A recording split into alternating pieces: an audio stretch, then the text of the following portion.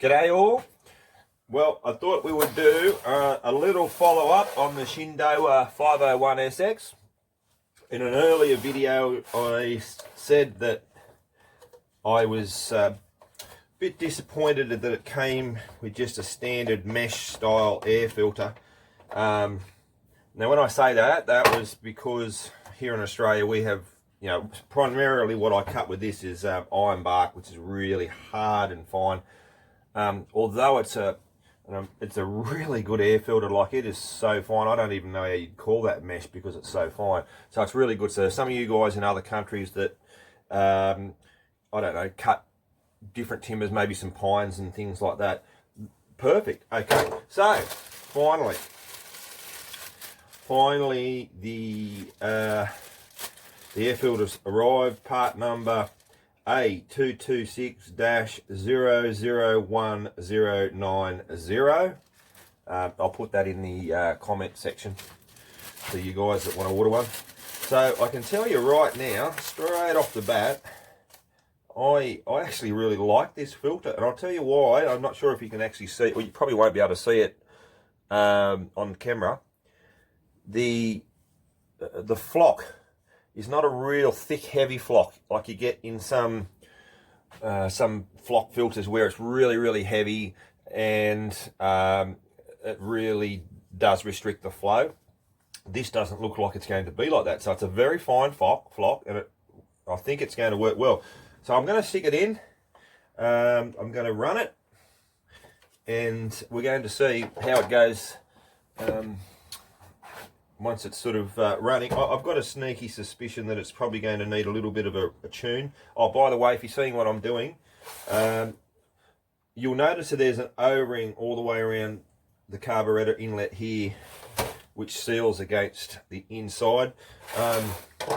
As with any rubber, they can get a little bit dry, so whenever I'm doing this, I just put a little bit of oil around here just to help the filter glide on, and it sort of, there we go, on it goes.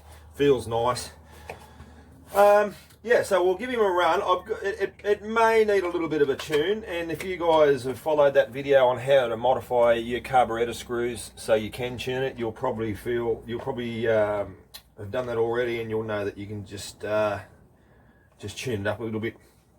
And so I'll film us doing that. I'm not going to use a tacho for this particular tune because most people don't have a tacho for tuning chainsaws. So so I won't use mine. We'll just do it by ear. My rule of thumb when you're tuning by ear a chainsaw, if you don't have a tacho, let it be fat.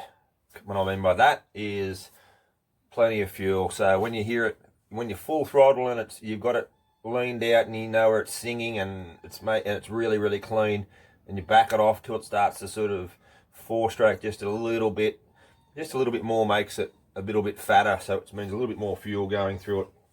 That's what I mean by that. So, because that way, your saw's protected, and yeah, and obviously with the tacho you can sort of get a little bit finer tuning. But so we'll do that, and I'll start him up, and we'll see how it goes, eh?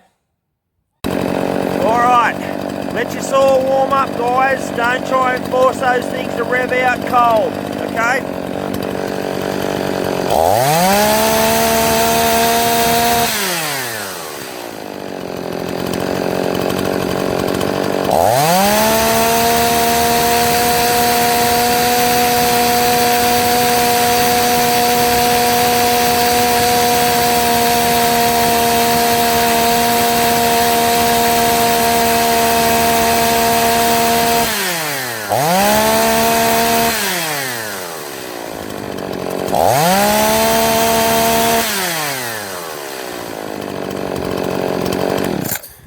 Okay, so it needed a bit of a change. It wasn't too big. Let's flip the phone around here. That was probably unprofessional. Yeah, so it needed a little bit of a change. So when you notice me doing it, you hear the pitch change there from really screaming until it just came down, and then I just went down a little bit more.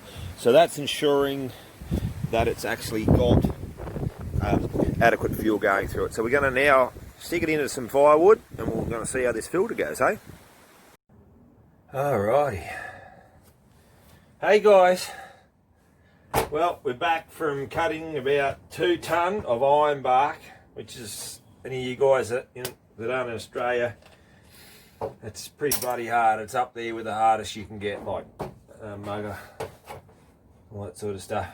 It is freezing outside, and I've just cracked a beer. Why? Why have a cold beer on a bloody freezing day? I don't know. I just got back from cutting firewood. Maybe it's an Australia thing. I don't know. All right, so let's have a little look at this air filter, how she came up. We got covered in rain and sleet while we were doing this. Doesn't matter. All righty. Yep. Okay, so she's pretty dirty, as you can see, real red fine. And looking down the inside of the carburettor, I can see that it's a lot cleaner. Yay! Alright, so we've achieved it. We've achieved what we wanted to achieve. We've gone from a fine filter, which is great for you guys in different countries that are doing oak and pine and all that sort of stuff. Here in Australia we have this fine, dust on iron bark and mugger bark and stuff. So that really made a big improvement. I honestly didn't notice any power drop. So I was very happy with how that went. I'll tell you what I did discover while I was out in the scrub. I just, for some reason, I thought I'm going to adjust the oil pump on this, because it's got a fair bit of adjustment. And so that's our little oil pump adjustment screw just there. And I adjusted it. It only had about a quarter of a turn to go till it was full. So I just turned it to full because it was, it was nearly there anyway. Like, it only had a quarter to go.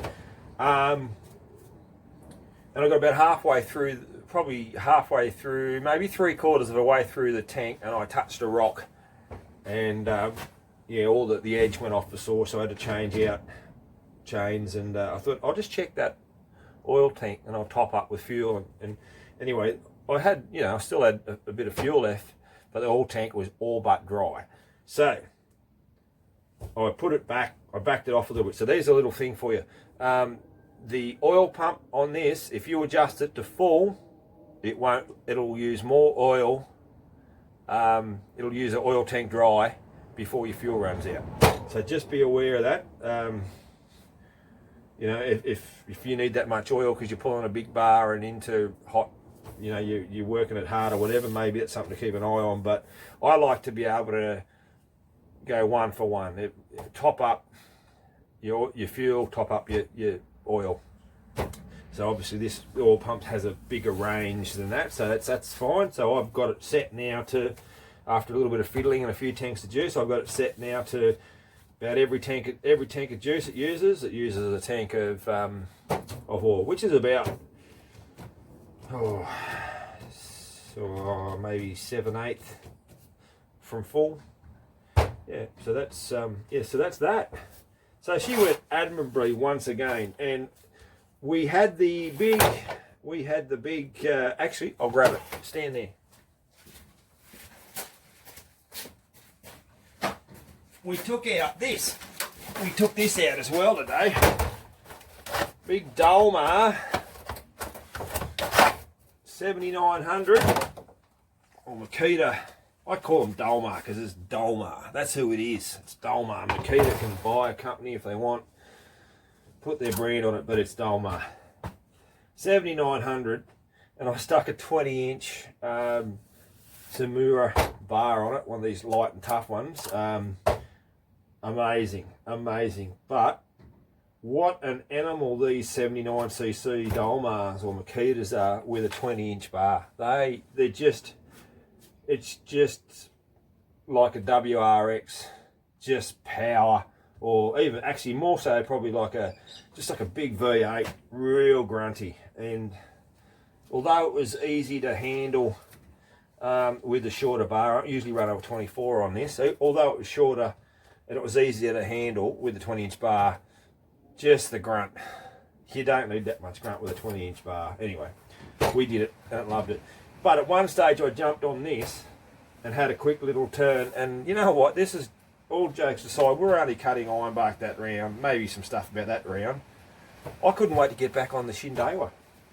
A little bit slower, but just lighter and just a more pleasant saw to use. And yes, this thing would have done it quicker, but today we also cut some ironbark sort of that round, which is good solid ironbark, and it would have been too much. It would have been too much to be hanging on to this big thing for an hour straight doing that. So anyway, had a good day out in the scrub. You guys, I can honestly say to you, if you're in Australia, well, you know what, even if you're in Europe or whatever, get that Flock air filter.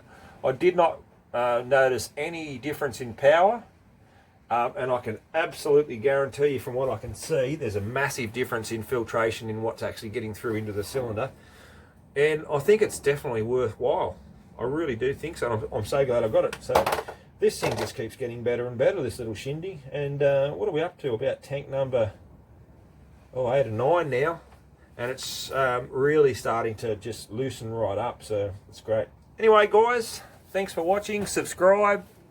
If the more people I get subscribing, the more I get keen to do this. And yeah, have fun. I'll talk to you later. See ya. Get off. I can't turn the damn thing off with these big fat gloves on. Focus.